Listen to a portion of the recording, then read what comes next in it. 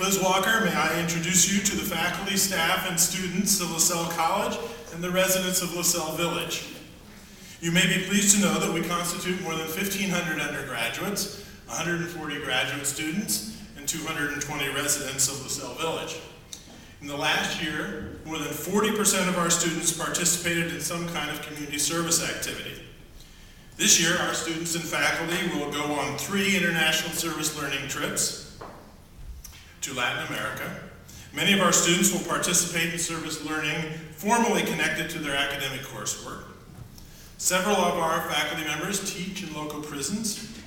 Social justice is a central part of our community, and active citizenship and social responsibility are a stated part of our mission. You might be interested to know, for example, that we have a long-term relationship with Second Step, a Newton organization that helps women and children who've been victims of domestic violence.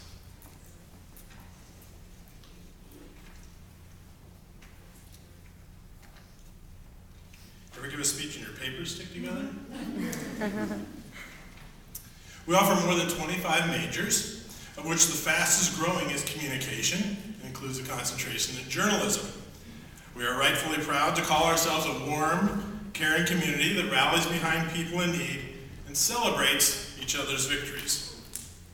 LaSalle College, may I introduce you to Liz Walker, an award-winning television journalist, a documentary film producer, an entrepreneur, and a humanitarian, currently working in the war-torn country of Sudan.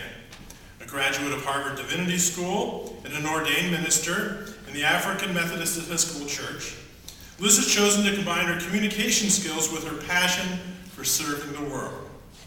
To a New Englander, she will always be known as Liz.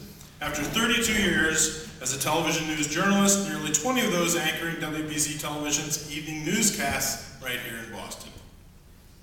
In the summer of 2001, Liz traveled to war-torn Sudan on a fact-finding mission on the controversial slave trade in southern Sudan. She was so outraged by the human rights atrocities in the Sudan, she co-founded My Sister's Keeper, a grassroots initiative that advocates for children and women who are trying to rebuild their country and their lives. She returns to Sudan often, including Darfur, the scene of the 21st century's first genocide. My Sister's Keeper most recently completed the construction of a girls' school, the first of its kind in southern Sudan. Liz shoots her own video during her trips to Sudan and has produced several documentaries on this troubled country, including the most recent called A Glory from the God, profiling the work of My Sister's Keeper and its founder, Boston humanitarian Dr. Gloria White Hammond. Liz began her broadcast career in her hometown of Little Rock, Arkansas. She worked at television stations in several cities before moving to Boston. In addition, Liz advocates for the homeless and survivors of domestic violence. She's on the kitchen cabinet of One Family Incorporated, a nonprofit organization that hopes to end family homelessness in Massachusetts. In 1992, Liz helped co-found the Jane Doe Safety Fund, a multi-million-dollar advocacy group for survivors of domestic violence. Liz is the recipient of 2 Emmys, an Edward R. Murrow Award, and special recognition from the prestigious Gabriel Awards for her on-air and documentary work. She's on the ministerial staff of the Bethel American Methodist Episcopal Church in Jamaica Plain, where she works with young people and is the founder of her own communications firm focused on nonprofit capacity building and corporate public engagement. Please join me in giving a warm welcome to Liz Walker.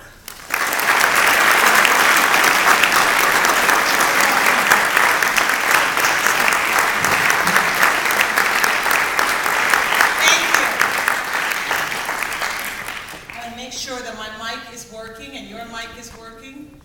I am delighted to be here with you this afternoon at LaSalle College. I am delighted to engage this community in my work and tell you about what I believe is calling. Everything I have learned about calling and leadership, I have learned in the last few years of my life, even though I have worked all of my life in one career in television.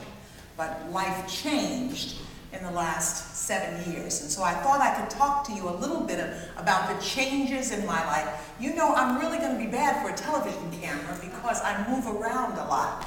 And then you have to figure out how to move with me.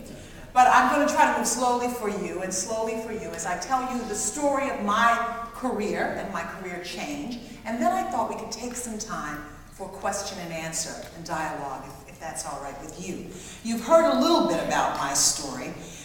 I met this morning with a class, Professor Zeke's class, and telling our stories. It was a seminar, I believe, and I was struck by something she said that the class had done as a project. I think there are a few of you who are from that class. It was about talking about some of the firsts in your life. The first time you got a great design, the first time you finished sewing an outfit and it worked, the first kiss, the first time you had a great meal, the first wonderful experience, the first time you got a little tipsy. Everybody remembers these first moments. You usually, if you think hard enough about them, you remember firsts because they are significant moments. I thought I'd tell you about the moment that changed my life. There was one moment, and maybe, if I think hard enough, I can string that moment to other moments. We had a wonderful moment this summer. We opened the Cognac School for Girls in Akan, Sudan. 500 little girls who otherwise would not be educated will now have a chance at education in a community that is in one of the most remote countries and troubled countries in the world. Sudan, as you know, is the largest country in Africa. It is a country that is 75% Muslim. It is run by a very extreme sect of Islam that believes in a very strong and extreme and rigid and very terrifying interpretation of Sharia law.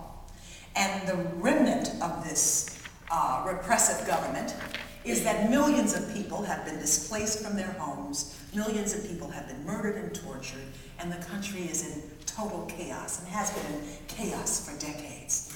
So the idea of building a girls' school in a place like that is a miracle. But this summer, we opened our girls' school, and it was an amazing moment. And so I tried to figure out, well, how did I get there? How did my life end up in Sudan? Well, I believe in retrospect, Kierkegaard says you live life moving forward, but you understand it looking back. There were moments, all of these moments in your life. So I want to tell you, in the LaSalle community, for our elders, wise elders, and you who are just beginning your careers in fashion or law or business or communications, don't miss your moments. Pay attention to your moments. My moment was reading an article, an op-ed, if you will, in the Boston Globe that talked about slavery. It was July of 2001, actually April of 2001. An article about modern-day slavery in Sudan. Now, I thought slavery had ended in the 19th century. I thought our country had figured out slavery, so I was shocked that there still could be slavery ongoing any place in the world. But indeed, that is the reality in lots of developing countries, in lots of parts of the world, and women are the primary victims of this slavery. But in Sudan, slavery was connected to this genocidal conflict that pitted the northern Islamist government against southern tribes, of which the Dinkas are the largest, based on oil, land, religion, race, ethnicity, and all kinds of cultural issues. A very complicated situation, but indeed, people were being slaughtered. I read this article, and it was just like everything froze for me, because how could this be going on? Unlike other times when I've read articles, this time I decided to do something about it. I was a reporter at Channel 4 here in Boston, so I called the man who wrote this op-ed. That call then led to another story about his work in Boston on slavery all over the world, And that led to an invitation to go to Sudan. And so, in July of 2001, I joined a group of humanitarians, human rights activists, ministers, young students from Harvard University, an entourage that went 9,000 miles, 21 hours to the other side of the world to find out about slavery, to find out about torture, to find out about murder and rape. And again, my life was changed. We wanted to do a story. I wanted to do a news story on this situation in Sudan. So as this preparation for the trip was underway, I went to my news director at Channel 4 and I said, could you give me a crew? And he said, you know what? It's an international story. We're a local television station and we won't send a crew all the way to Africa because quite frankly, nobody cares about it. And I said, you know, and he was being very nice and very kind to me, so he wasn't angry at all, but I couldn't believe that we couldn't generate interest in what was going on in Sudan over here. But Peter said, you know what, it's not of interest. We do local stories. So, because I had started this on a moment, I didn't do what I normally would do, which would be, okay, Peter, and not worry about it. This time, I got my own camera. I bought my own little digital camera, and I paid my own way. I'm gonna go. So we get there, got the camera, interviewing people. We go from village to village to village. This is an amazing place. This is a place in the south of Sudan where villages are hundreds of miles apart from each other. There is no infrastructure. There are no hospitals. There are no schools. People have been in conflict for so long that there's nothing but war, rumors of war, talk of war, and memory of war. People have been maimed and lost legs. People have lost families. People have no villages. People are living with each other. It was just an incredible sense of lostness, if you will, barrenness. How can people live like this and the rest of the world not know about it? But that was the situation in the summer of 2001. So we took the little camera and the people who were with me, or I was joining on this trip, and I interviewed people. And we talked to women who told us about how their husbands had been killed and how their babies had been thrown in wells. And again, you're reading this and you're listening to this and you're hearing this, but you can't really believe it. It doesn't seem true. It changed my life. Another moment. Talking about moments being strung together that change your life. I couldn't believe that people actually could live in such desolation and hopelessness. In this country, we are so blessed, we have no idea how the rest of the world is managing. Let me assure you that there are so many places in the world that are just barely getting by. The south of Sudan was one. We did the interviews, we stayed there for probably 2 weeks. We traveled from village to village. We asked them what they needed. They wanted an end to the war. They wanted an end to the genocide. They wanted help to rebuild their communities, and they wanted their children to be educated. They had never been educated because they had been in war for so long. So we came back from that trip changed. Reverend Dr. Gloria White-Hammond, who is my minister, my girlfriend, my mentor, just my shero in the world, was the woman who said, let's go back. We can do something. Now, I'm going to write a book one day, and I'm going to tell people that it was me who said we could do something. But between you and me, I was like, we can't do a thing, Gloria.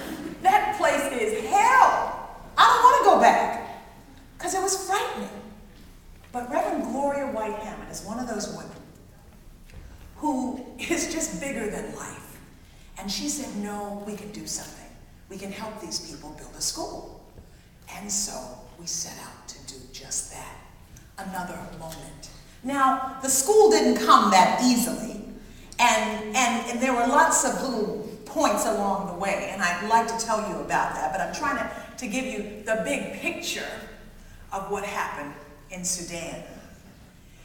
One of the first things I want you to learn or know about leadership, at least the leadership that I've learned about from working in Sudan, is called making connections. Gloria White-Hammond is one of those people who believes that the world is all connected. We are all one. Like Martin Luther King, we are all caught up in a network of inescapable mutuality. What happens to one of us affects the other. We will all rise together or we will all die together. You hear that and you think, well, maybe that's right, maybe it's not, doesn't apply to me. Here's my connection. The summer we're in Sudan, July 2001, my little camera interviewing people who have been victimized. They tell us the story about a man who has built a terrorist network in Sudan. Osama bin Laden built Al-Qaeda in Sudan in the late 90s. From that point, most officials say, he then went and bombed places in Tanzania, embassies, and in Nairobi, Kenya. So Al-Qaeda was active in Sudan. So I'm getting this story from people. People are saying, you can't believe who this guy is. He's not a good guy.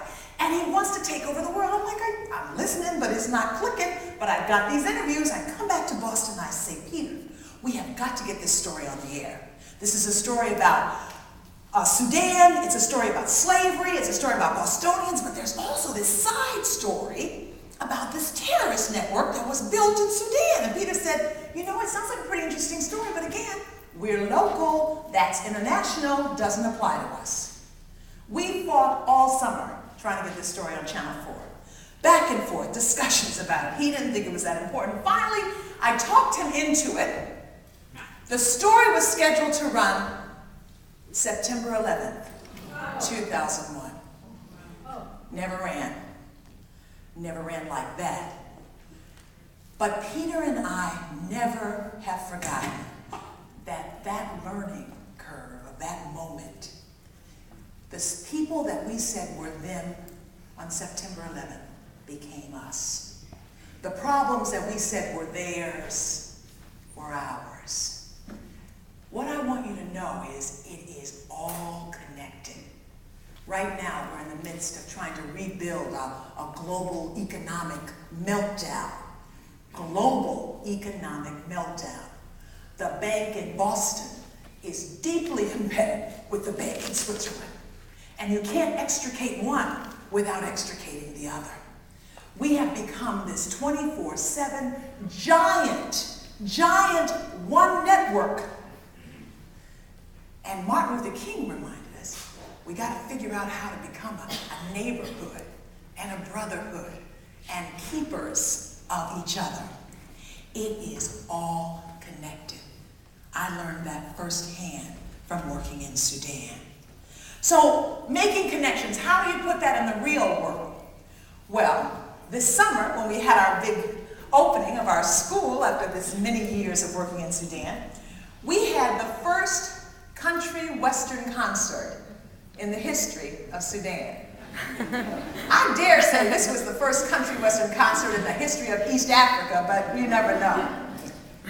We, through Gloria White-Hammond, went to speak in Nashville maybe 2 or 3 years ago, and a country western singer, his name is Big Kenny. Has anybody ever heard of Big Kenny? There's like 2 people in here. Well, in Nashville, he's huge, right? Big Kenny of Big and Rich. They used to be called Big and Rich. You heard of them? They heard Gloria speak. I know you don't want to tell. I won't tell anybody it's you that knows them, because nobody else in here knows country western or cares about it. But anyway, Big and Rich heard Reverend Gloria speak one day, and the situation was just like this. And a moment happened. They were inspired by her speech and wanted to help us build our school. So making connections is learning how to connect with your neighbor. You don't know who you will have to connect with to try to lead in this world we live in today. Now, I'm not a fan of country music, and if you are, I have nothing against you, but here, I pulled some of the titles from country music. I love the titles. Country music, here's one of the favorite songs. Walk out backwards, so I think you're coming in. What does that mean? Now, here's another one. Her teeth were stained, but her heart was pure. Amen. Another country song that's a real big hit. I liked you better before I knew you so well. I say that song. And, okay, I'm going to give you one more, then I'll give you one. Her body couldn't keep you off my mind. Woo! Think about that one. Well, anyway, Big Kenny's big hit is called Save a Horse, Ride a Cowboy.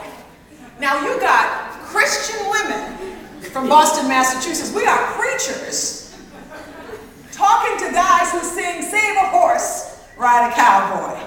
It was a strange connection, but it worked because we found a mutual passion, a mutual interest.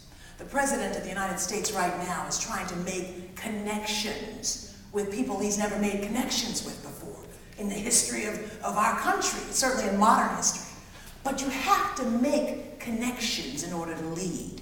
You have to make new connections and risky connections. That's what changes the world. Big Kenny and Save a Horse, Ride a Cowboy is one of my best pals now. I'm actually trying to work a sermon up around that.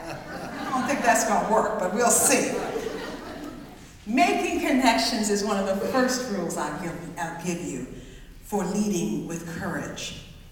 The other lesson that I've learned from working in Sudan is to understand your calling. We talked a little bit about this morning. I speak in religious language because I'm a preacher. So when I say calling, I'm talking about the universe calling you to something. There's a sense of call and response. A calling means that there's something out there saying your name and you need to respond to it. People who are not religious don't understand that. And when I say, people say, well, how would you leave television news for work in humanitarian work and religious work? I say, I was called to it. They say, well, does that mean you saw Jesus walking across the Charles River, or was there a burning bush at Fenway Park? People get very confused and start backing away, actually, when you start talking about calling. One of my favorite spiritual writers, Frederick Buechner, describes your response to a calling as when your joy meets the world's needs. When your passion meets the world's needs. So calling has nothing to do with anything hard. It doesn't mean I'm going to hand you a Jehovah's Witness tract. It doesn't mean I'm going to try to lay hands on you. It just means that you have heard the world's needs, be it at your home or in your community, out in the neighborhood or in Sudan, and you want to do something to respond to it. But it has very much to do with what you work at here. I understand that many of you are fashion designers. It takes a great deal of creativity to make something beautiful and new. That's your passion. So how does that meet the world's needs? You need to find a way. In Sudan, little children have no clothes, have no shoes, have nothing. So maybe there would be a way to do some kind of a fashion show, and proceeds would go to Sudan or to China or wherever there is a need in the world. There are needs right here in this community.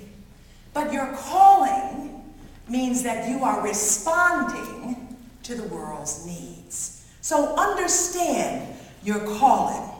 Tony Blair, who's a former Prime Minister of the UK and a man of faith, says that every leader needs to be aware of his or her irreducible core. Who are you deep in your heart? For years, I have worked on the night shift, the 6 and 11 news. For 21 years in Boston, I did that. It was only when I left that job that I realized I'm not a night person. I don't even like nights. But it took me, I was so linked into that job because they paid me well. And I thought, well, this is what I want to do. I get up now at 4 a.m. I'm in bed by 9. I have no need for anything that happens after 9 o'clock. What possibly could be important after 9 o'clock? Now, my love life has taken a big hit, but that's another story. My true self is mourning. It took my whole life to figure that out. Calling is knowing who you are at your irreducible core, at your base. I think calling is absolutely one of the most important parts of leadership. When you look at our world leaders and our leaders in this country, you can tell the ones who are called to the job and the ones who are just passing time. Calling is important. Everybody in here has a purpose. Everybody in here has a purpose. Has a purpose to do something that impacts the world. The problem is nobody's listening. We're all caught up in making a dime or trying to get through the day or in our own rage or our own anger, our own selfishness, and we miss the calling. I tell this story from the pulpit that when I was first called by God to get off the news, God said, "Liz!" And I said, "You talking to me? You must be talking to Jack or Bob, because you couldn't possibly be talking to me." He said, "Get off the news." And because I'm not listening, I said, "Well, did he say buy shoes?" Or could she have said sing the blues? Or maybe she said stop drinking booze, because I don't want to get off the news. The world's call is constant. The transmission is perfect. It's the reception that's always problematic. The world calls you out of its needs, usually. And you hear them, and you see them, and you pass them by on the way to work or to school. You pass them by in the streets, and there's something calling at you, but we usually ignore it. So, lesson 1, calling.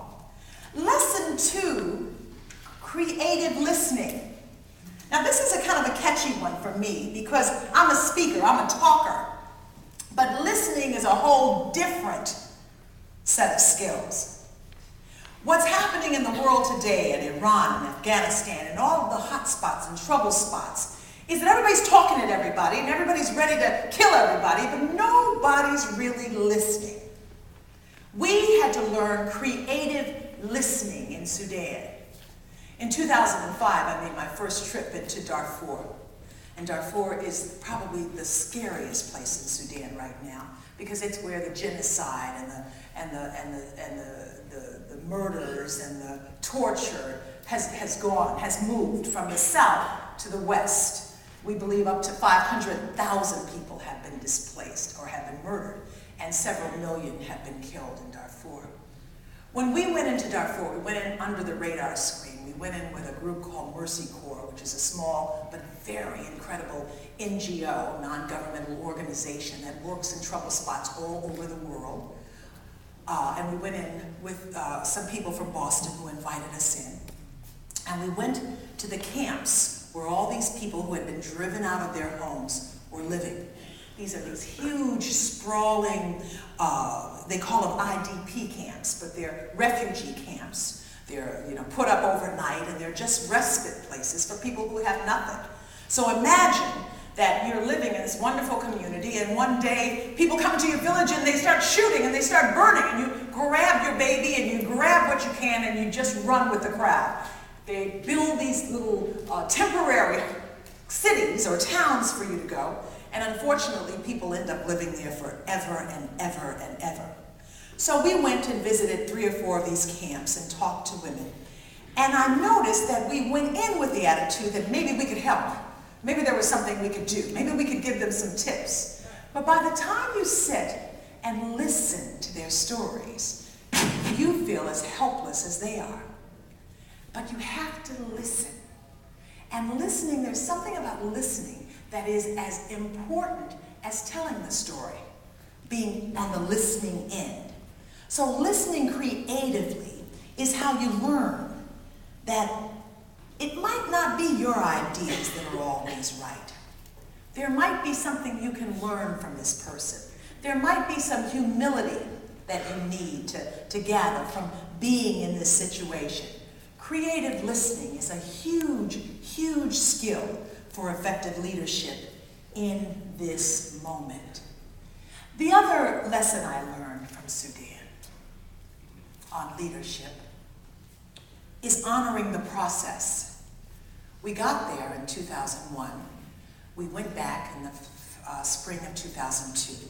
And since then have been going probably 2 times, 3 times a year sometimes. It's a long way to travel. And you want to resolve the problems as quickly as possible. We live in a culture where you watch Oprah Winfrey, and usually within an hour, somebody, Dr. Phil, Dr. Oz, somebody can figure out your problems, right? And you can go home and maybe she'll buy you a car and life goes on. It does not work that way. We live in a culture in in this country where we want quick resolutions. And if it doesn't work, we get divorced and we'll get married again. It doesn't work that way. There is a process to change.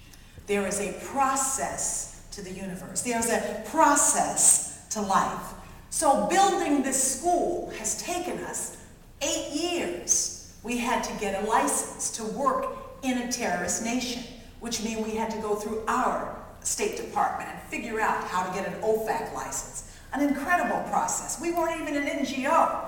First there was Gloria and Liz. Then we invited 4 or 5 other women from our church and community to join us. We formed the organization My Sister's Keeper. Literally 6 women trying to build a school on the other side of the world was absolutely, it was impossible.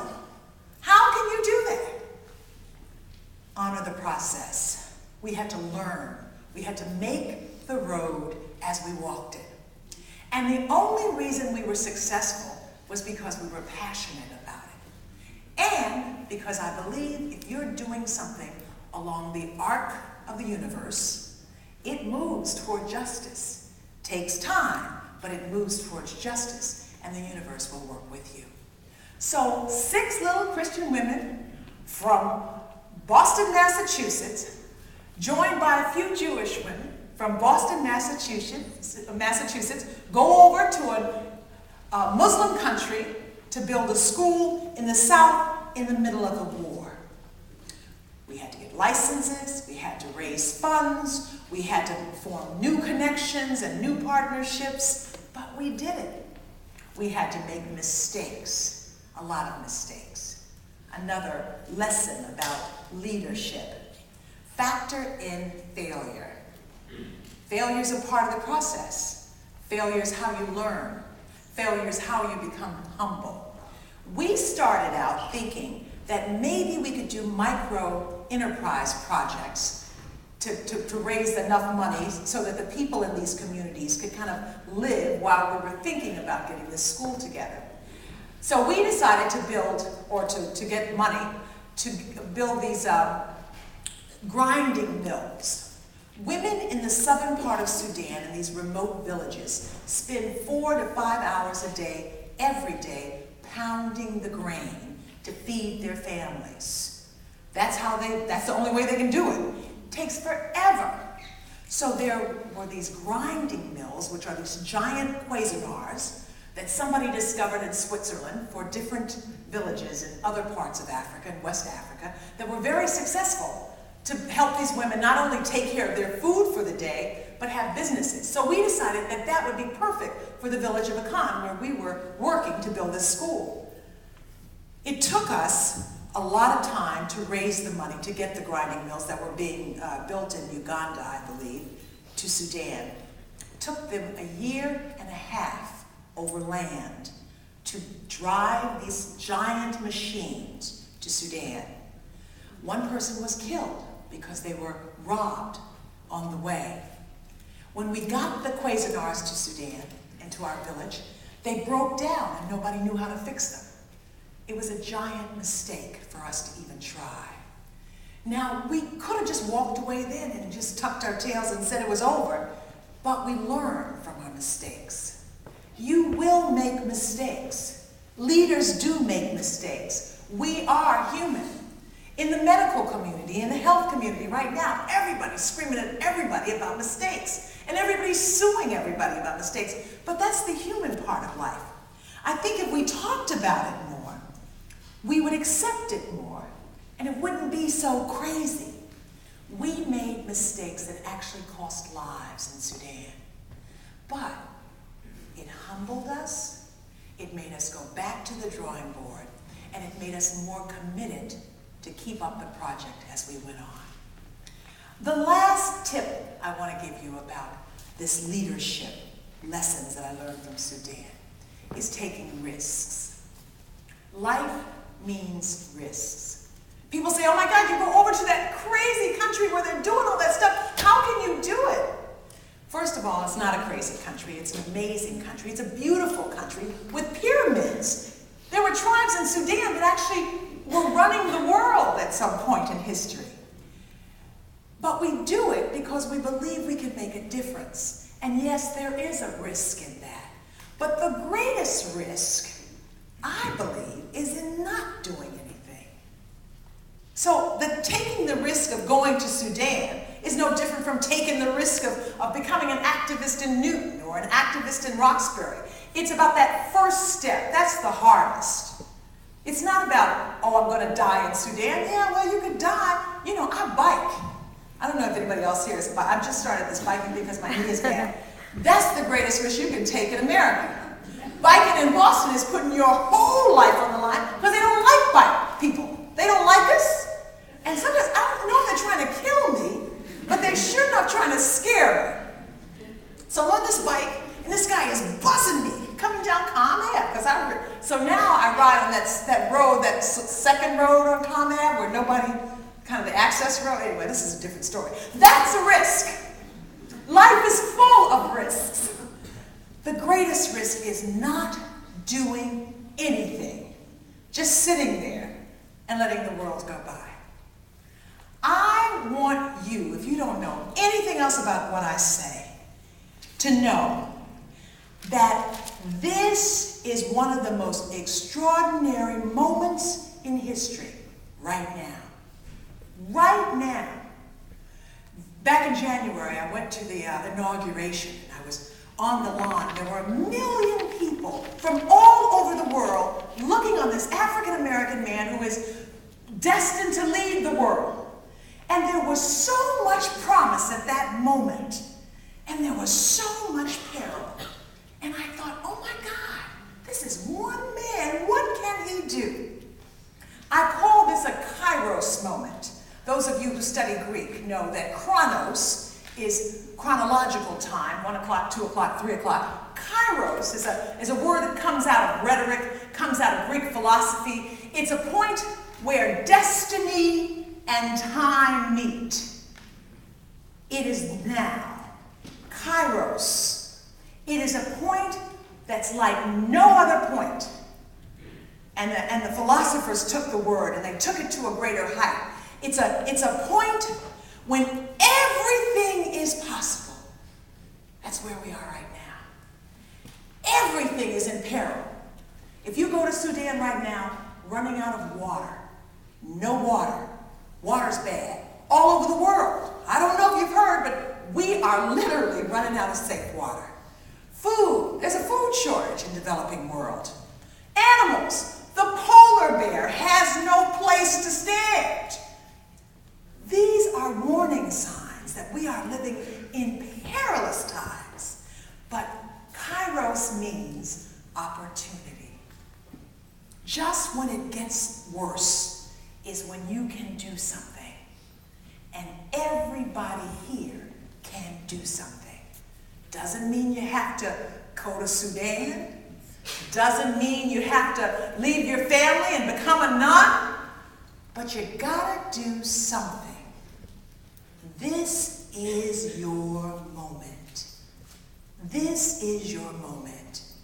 And what I'm asking you to do in whatever way you can is to seize it. Know that you are connected to the world. It happens.